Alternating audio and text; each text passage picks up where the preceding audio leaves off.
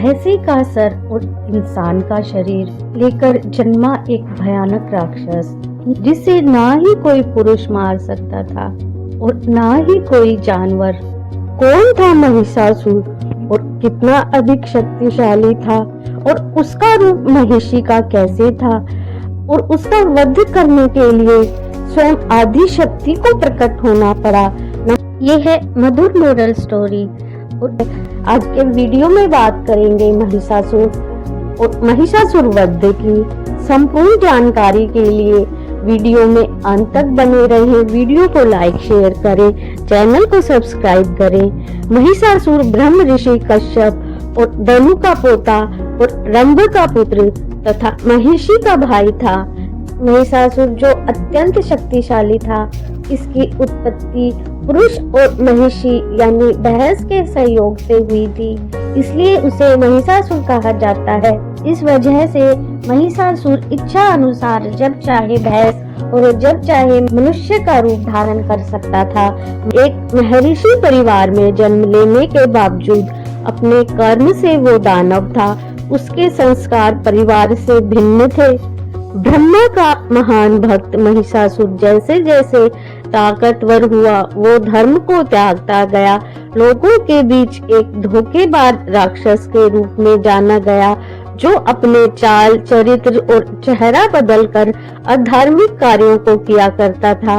असुरों का राजा बनकर वो त्रिलोक विजय की इच्छा करने लगा। ब्रह्मा जी का परम भक्त था, जिसने ब्रह्मा जी से ये वरदान हासिल किया था कि संसार का कोई भी पुरुष या जानवर कभी भी उसका वध ना कर सके। ब्रह्मा जी ने उसको ये वरदान दिया और वरदान के साथ उसे चेतावनी भी दी कि महिषासुर का वध एक स्त्री के हाथों जरूर हो सकता है। अहंकार में डूबा महिषासुर अपनी ताकत के बल पर समझता था कि कोई स्त्री औरत इतनी शक्तिशाली नहीं हो सकती कि वो उसका वध कर सके। इसलिए वो खुद को अमर समझने लगा और उसने पूरे संसार में कहर बरपाना शुरू कर दिया। वरदान प्राप्त करके लौटने के बाद महिषासुर समस्त दैत्यों का राजा बन गया। उसने दैत्यों की विशाल सेना का गठन कर पाताल लोक और मृत्यु लोक तक आक्रमण कर समस्त को अपने अधीन कर लिया। और फिर बारी आई इंद्रलोक की। जब महिषासुर और देवताओं के बीच युद्ध छिड़ा तो ब्रह्मा जी के वरदान के कारण कोई भी देवता महिषासुर का कुछ भी नहीं बिगाड़ सका। महिषासुर के आतंक से देवलोक को बचाने के लिए ब्रह्मा जी, विष्णु जी और शिव जी ने अपनी सारी शक्तियों को एकत्रित किया। तब प्रकट हुई माँ दुर्गा यानी कि देवी पार्वती, जो कि स्वयं शक्ति का ही एक रूप है। इन देवी की उत्पत्ति महिषासुर के अंत के लिए हुई, इसलिए इन्हें महिषासुर मर्दनी कहा गया। तेज पुंज से प्रकट हुई देवी को देखकर पीड़ित देवताओं की प्रसन्नता का ठिकाना न रहा। भगवान शिव ने त्रिशूल देवी को दिया, भगवान विष्णु ने भी चक्र देवी को प्रदान किया। इसी प्रकार सभी देवी देवताओं ने अनेक प्रकार के अस्त्र शस्त्र देवी के हाथों में सजा दिए। इंद्र ने अपना वज्र और ऐरावत हाथी से उतारकर एक घंटा देवी को दिया।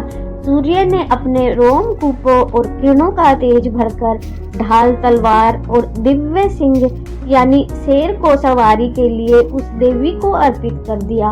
विश्वकर्मा ने कई अवेग कवच और अस्त्र शस्त्र देकर महिषासुर मर्दनी को सभी प्रकार के छोटे बड़े अस्त्रों से सुशोभित किया।